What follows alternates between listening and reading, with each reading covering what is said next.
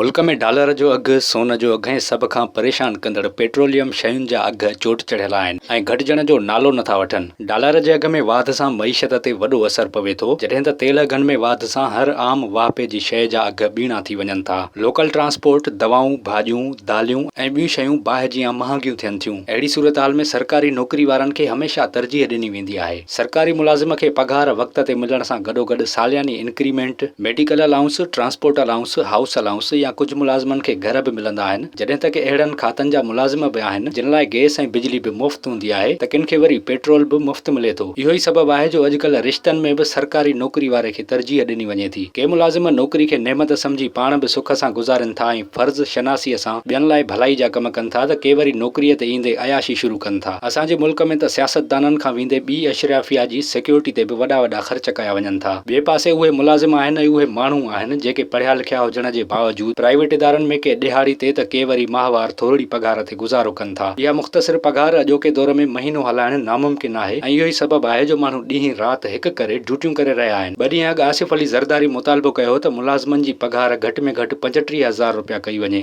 इन खां अॻु ऐलानियल घटि में घटि पघार 25,000 रुपया आहे, जंहिं ते खोड़ इदारा अमल न पिया कनि। मुल्क जी हिन समूरी सूरत हाल मां ईअं लॻे थो त ग़रीब माण्हुनि जो अंग तेज़ीअ सां वधी रहियो आहे ऐं एहतिजाजी मुज़ाहिरनि में माण्हुनि जूं शिकायतूं ज़ाहिर कनि थियूं त संदन जीअण जंजाल थी चुको आहे। विज़िट कयो अवामी आवाज़ मीडिया ग्रुप जी वेबसाइट awamiawaz.pk